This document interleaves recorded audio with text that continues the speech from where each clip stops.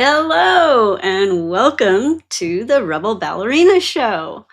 I'm Lisa Loree, your host, and yes, I am a rebel ballerina, the rebel ballerina, and I'm also a rebel fawn. I talk a lot about all of that right here during this podcast, but that's one facet of life that I talk about. Another one, though, is well, there's so many things, so many important things. One of them is our health. And thanks to my boyfriend, bless his heart, and this is a terrible thing to have to give thanks for, but he has neuropathy and started feeling this coming on about 4 or 5 years ago. And it's been a pretty rough ride for him and for me watching this, but learning a lot about what's actually going on in the body. It's pretty fascinating. And interestingly enough, I had longings to become a doctor when I was a kid. Obviously, ballet won out. That was my real driver. But the body has always fascinated me. And in the ballet world, I get to use it to be my instrument, if you will, to be my communicator. But learning the workings of the body is also very, very interesting.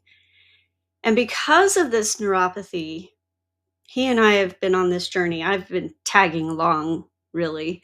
He has done a tremendous amount of research as to how to help himself without having to go the route of meds and just being thrown on all kinds of different medications.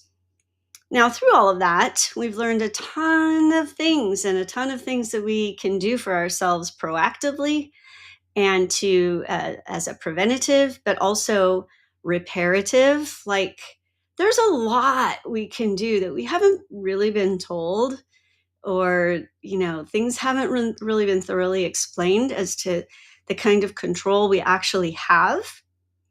It seems like we've just been told, go to the doctor, and we've learned to trust our doctors. um, and it's one of those things that, again, if you're a fawn like me, we do that. We tend to go, oh, okay, that's what I'm supposed to do. Okay. I do talk about that actually in my ebook, so I will include that here.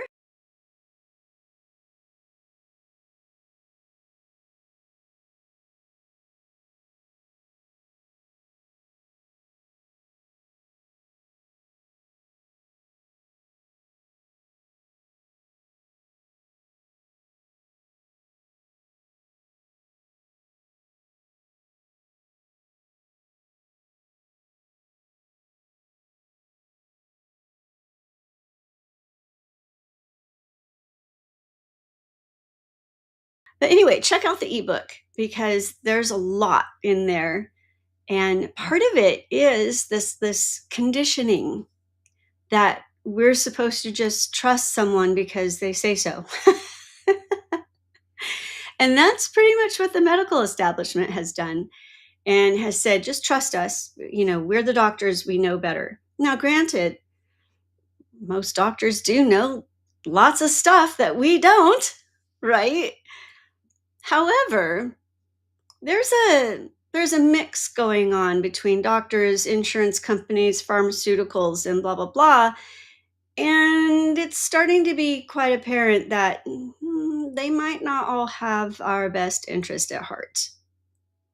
I have a stronger opinion about that. But I will say this: there are quite a few doctors who are starting to break away from the medical establishment. My own actually did that. Her own life was put on the line when she followed the regular course of action as to what to do, and she almost died. And I'm going to have her on here at some point to interview her because she's got a fascinating story too. So she closed her regular practice, got off the insurance grid, and reopened as a concierge practice. And she's phenomenal, knows some really important stuff, especially about anti aging, hormones, and that sort of thing. And there are a lot of doctors like her that are starting to look at what's really going on and quite perturbed with how things have been moving along in the typical way of doing things, like having insurance companies saying, no, you can't do that. And it's like, yeah, but I'm the doctor. I know what my patient needs. And the insurance company says, no, can't do it. We're not going to pay for that. So it makes it really hard for doctors these days to do what their heart calling is, and that is to help people be healthy. And of course, that's what we think that that's what doctors are for, is to help us be healthy. But in this day and age, it's not really about being healthy. It's about how to put a band-aid on something that has a deeper root cause, but not really fixing anything. And that's exactly what's going on and what has been going on with Jim and even with me. And I only found this out in my own self because I'm journeying with Jim. And in order for him to have an easier time sticking with what he needs to do, then I've joined him, because you know how it is. It's a lot easier when you have someone else eating the same food as you and not everyone else eating their thing, and then you have your own. And that's kind of tough. I don't know if you've ever had to do that before, but that's difficult. So we've done many things to help with this struggle. And in particular, I'm talking about the struggle with type 2 diabetes, because that's where this neuropathy seems to have stemmed from with him.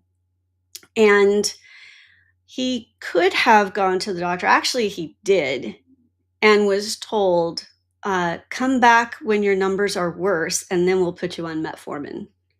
Well, why are we waiting for things to get worse? What? It wasn't about, ooh, let's attack this right now. It's, yeah, just wait until you're really bad and then come back for these prescriptions. Big old red flag there. So he's like, nah, you know what? I'm done.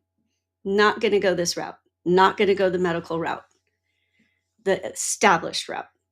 And started researching what on earth is going on here. And actually, he, in passing, asked my doctor her thoughts, and she said, it's your diet. And so immediately he started looking into diet. And I mean, he was eating what he thought was healthy. And you probably are too. But there are a lot of pitfalls in what is we're being told is healthy these days, and lots of products that are selling you a line of bull, basically. I mean, granted, they want to sell their product. I get it. It's business. But you and I, the consumers, we have to be smarter and be paying attention. And that's the real thing. I think we've been lulled to sleep as a whole.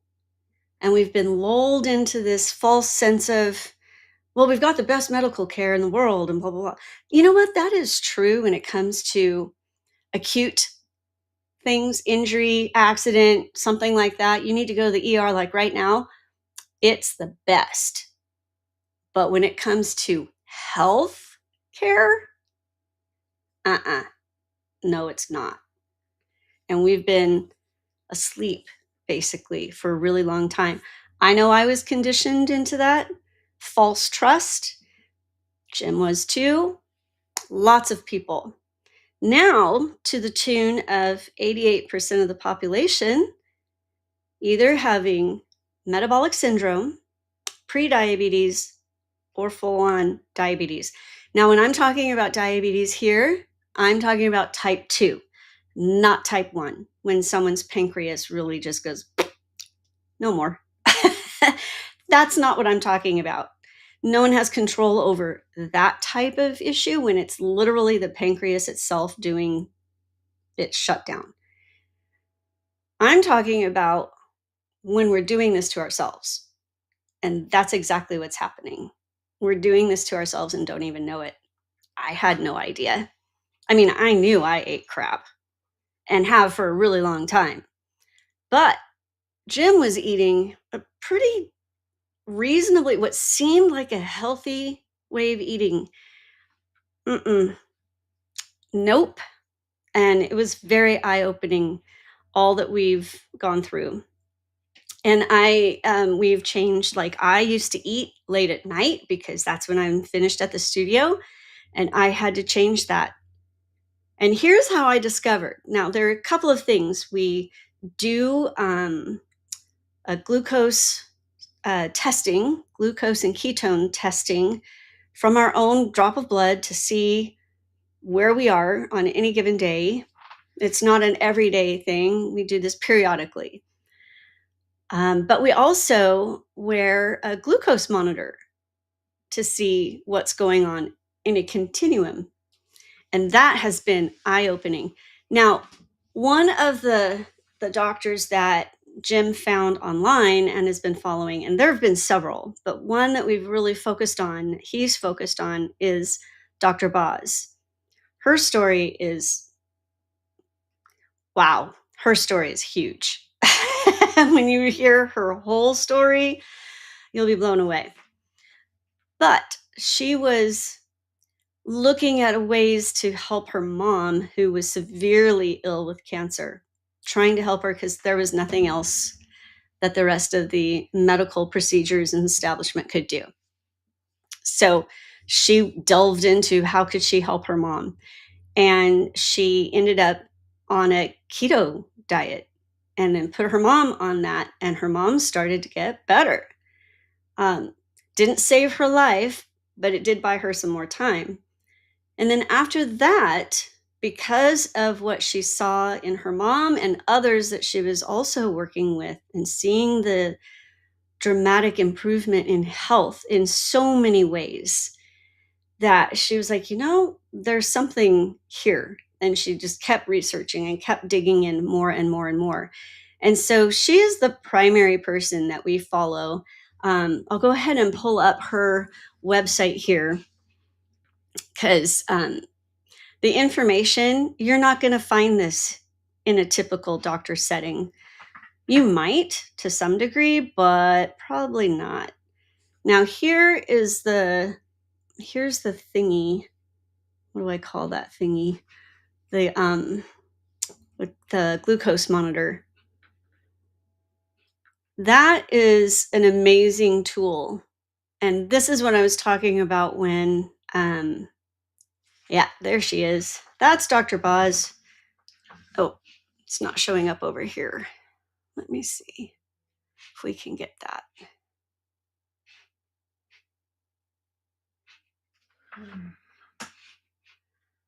Anyway, this CGM, or the monitor that we use, is something that's you put on the backside of your arm, and it continuously monitors your glucose levels.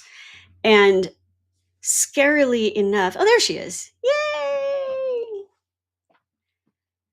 That is Dr. Boz there, and that's the G7 GCM she's holding.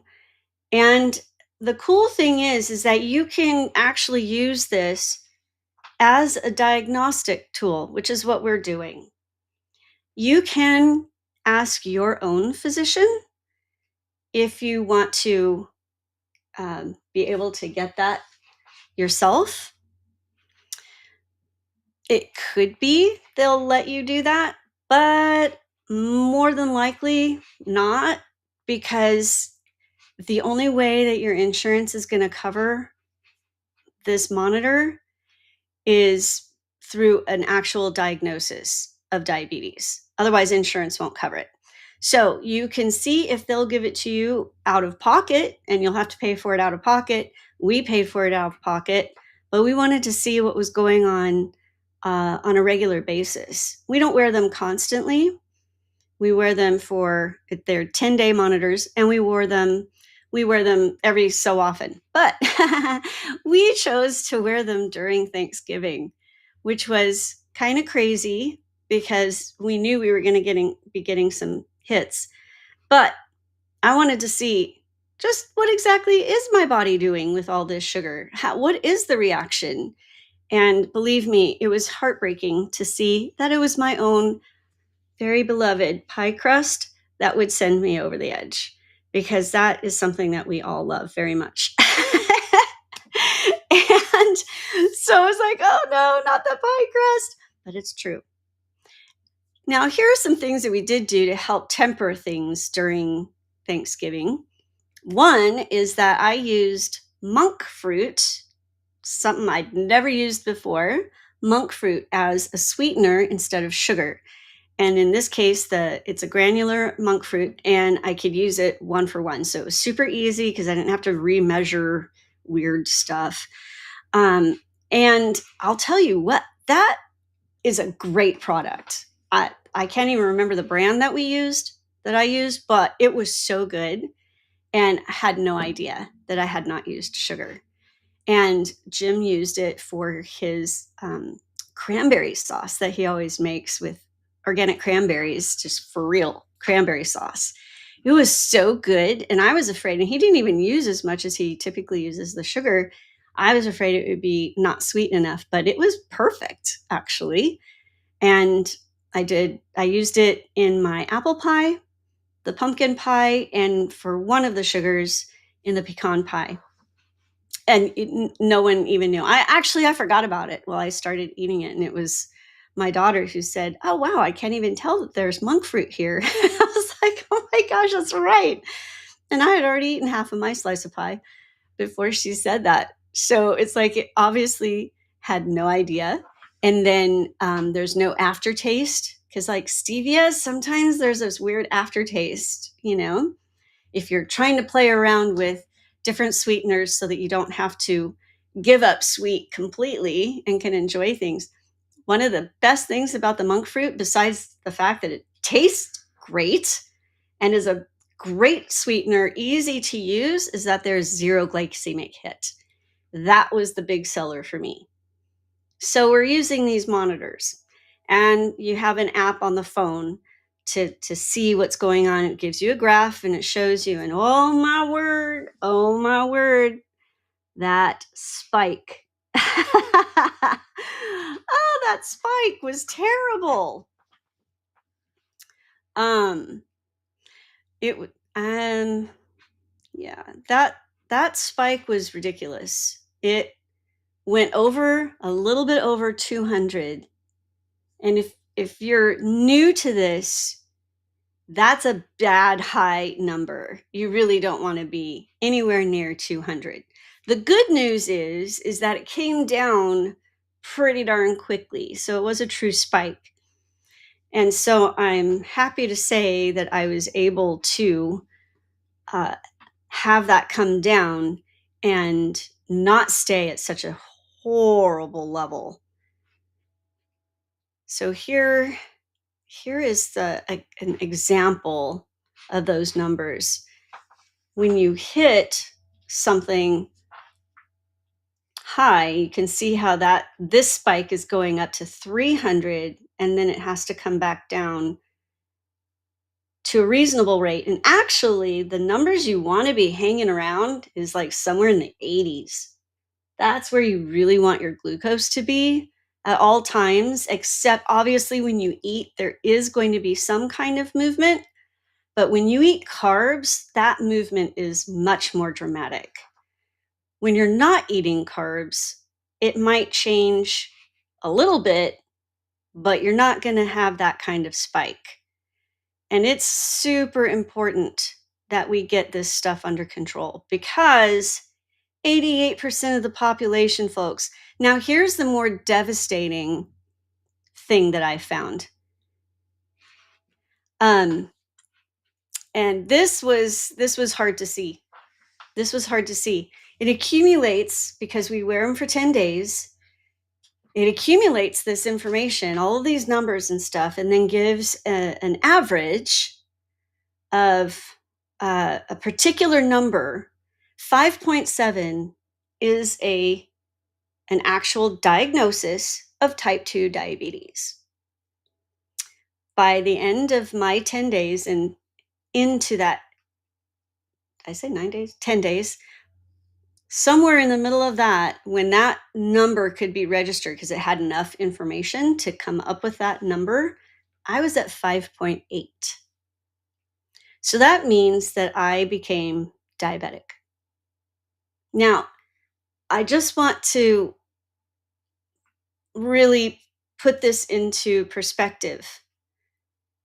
I am 5'4". I weigh roughly 106 or so pounds. I work out hard daily, and I was diabetic at that moment. I don't think I am right now because I've changed how I eat back to what is now normal, which is pretty much a keto diet. I'll say not a full keto. I still have like up to around 20 grams net carbs is what Dr. Boz recommends, because we do need to have some carbs um, on a regular basis. However, I can do a little faux fast every once in a while and go straight keto for a couple of days and clean out this insulin resistance problem even more. And that's what's happening. Our insulin levels are skyrocketing because we have got way too much sugar in our diets. And again, it was crazy. And I knew it was not going to be pretty. I just didn't know how not pretty that was going to be. But to see the numbers and to look at myself in what everyone considers really good shape, and I am in good shape, but I'm not healthy. How can we be in good shape and not be healthy? I mean, it's crazy. So the real question is, what if you're not even in shape? I know that's a tough question. That's a really tough question. Don't run away because you might hate me right now. But I actually had people look at me and go, wait a second. If you have diabetes, yeah, finish that sentence. What does that mean about me? Are you part of the 88%? More than likely. And that's why I'm here talking about it, because I know this stuff. And if I don't let you know this stuff, then part of that's on me, because I have this really great information. And if I don't share it, and then you keep going on the diabetes road and then die way before your time, then I share in that. And I won't do that. I cannot. I can't share in that. I have to let you know what's really going on, because now I know it. I can't unknow what I know, right? It's kind of like watching really crappy ballet. Ugh. I have to say something. And let me tell you guys, it's really tough for me being in the gym and watching people working and doing their thing, and they have no idea about alignment and physiology and muscles and biomechanics and all that kind of stuff. I just kind of have to go, oh my God. But if I didn't, I'd be all over the gym, like giving little pointers and corrections and blah, blah, blah. Not the place. But this is my own show. This is the place. So I get to tell you right now, we are in seriously deep shit, folks, with our health, to put it very clear and concisely. We are in deep trouble. The good news is we have power. We can actually change this for ourselves, just like I've been watching Jim and I have been doing this over the last few years. And believe me, if he had not gone this route, he would be definitely using a walker or in a wheelchair at this time, because the medical establishment is only going to put him on meds. They weren't going to correct the real issue. The real issue is this ridiculous amount of insulin and the stressors on our bodies. So there are 4 key components to help combat this. Definitely diet. Gotta cut the carbs. There's no other way around it. Sorry, I know it's tough. Let me tell you who had it really tough is my poor sister. because she ended up literally being diagnosed with type 2 diabetes, was on medication for a while, but she also took the steps to go past that and fix it. Tough? Yeah, because she's the quintessential mom and grandma, and she loves to bake and had all kinds of wonderful goodies and stuff all the time. And that was just an act of love for her. But she realized that has to change. She just can't do that anymore. It's killing her. And everyone else that's doing that. It's killing you prematurely. We have a friend that we lost last year at this time. He was only 62 years old.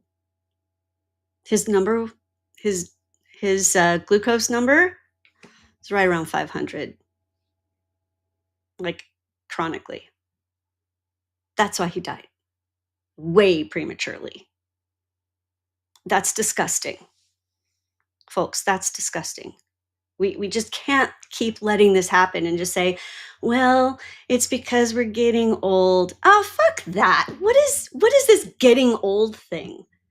No, this doesn't have to be this way. That's what I'm saying. We have power here.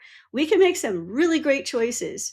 So one of them is getting the diet under control, getting those carbs under control. Another is my favorite, exercise. We got to move the body. Obviously, my top choice would be ballet, because ballet is good for every body, provided that the training is good and correct, of course, but that's for anything. But we got to get our bodies moving. The sedentary lifestyle that we have now, behind a computer, just in general, and moms, don't think you're off the hook. You might be busy going here and there and then. Yeah, but how often or how long do you sit behind that stinking steering wheel? I know, because I did that for many, many years, toting my kids to and fro, school, activities, doctor's appointments, blah, blah, blah. All kinds of crazy was going on. And I ended up on my butt for a seriously long time throughout the day, called driving. I don't have a Flintstone car, so I wasn't like running underneath it to get anywhere. So, in other words, we sit way, way, way too much. We need to be moving. These are just things the human body has to have. And quite frankly, these entities, these things we get to live in, are magnificent and intelligent beings in and of themselves. We're infused, you're infused in yours, I'm infused in this one.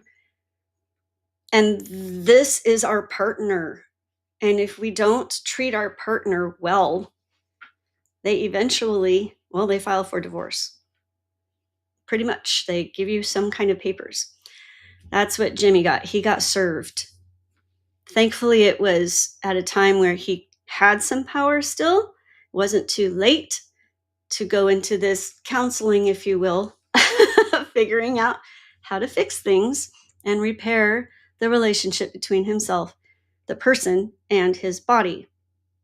And thankfully, I'm on that same path of repairing and restoring my relationship with my own body and taking care of it. So we have diet, exercise, sleep. Now that one's a tough one for me. Getting really good sleep.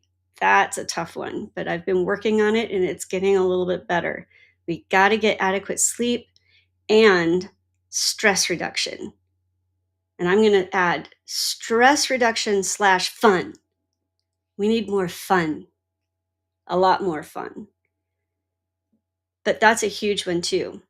Meditation, just going for a walk, breathing, just getting a little bit more quiet for a little bit of time. Relax, whatever that thing is for you. Grounding, just taking the shoes and socks off and putting your feet on actual ground, not concrete, some kind of dirt, grass, sand, something that's natural. but not concrete. These are just simple things that we can do on a daily basis, and it needs to be daily, to help us get into a place where we are actually healthy. It's called healthcare, but there's no healthcare going on in today's healthcare. It's like, talk about just totally lying. That's not what is going on at all. We are not being cared for in a health manner. Unless you find someone like Dr. Boz or my doctor that I see personally, or there are a lot now, actually, because I think people are starting to see, especially physicians who really, really did set out to become a doctor because they literally wanted to help people. And then they get stuck in it, and then something happens. They're like, wait a second, this isn't helping. What happened here? And they're pulling out and they're getting off the grid, just like my doctor did. Where you have functional wellness practitioners now. It's like starting to really gain some ground. And so the good news is it is starting to gain ground. That means we have more options in front of us and information and ways to be able to put these things into our own health, into our own practices, and actually reverse the crap that's going on. And I'm going to interview my boyfriend. He doesn't know that yet, but I'm just putting that out there. I'm going to interview him and we will talk about that even more. And I'll let him tell his story for real and give you some real depth as to what was going on in his body and how dramatically different it is now and what he was saved from and just the progress that he's made and the ups and downs and all of that. Because it's not like a perfect one and done. This is an ongoing thing. And I see that for me too, because I didn't go into Thanksgiving as a diabetic, but I came out of Thanksgiving as a diabetic. But now I'm correcting that. So I'm no longer a diabetic at this point, I don't think. I haven't checked my I don't have a new glucose monitor on right now, but I can tell you that I've changed my diet back to my now normal diet, which is keto with 20 grams of carbs, roughly.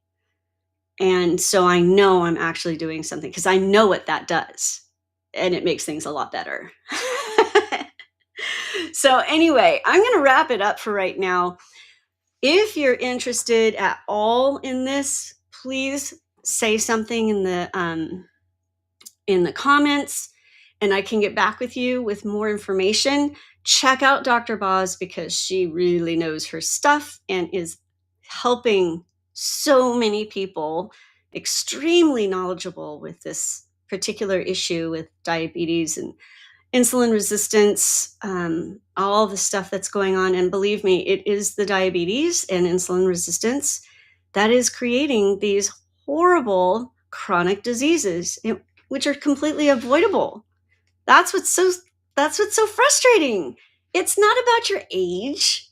This is all avoidable if we just took care of ourselves and knew what to do that, instead of just trusting, oh, go to the doctor and take this pill. That is not your health. That is not how it works, at least not anymore. So we got to be proactive and take care of ourselves. And then also check out my ebook. And it's a quick read. So it's not like, oh, man, take all the time.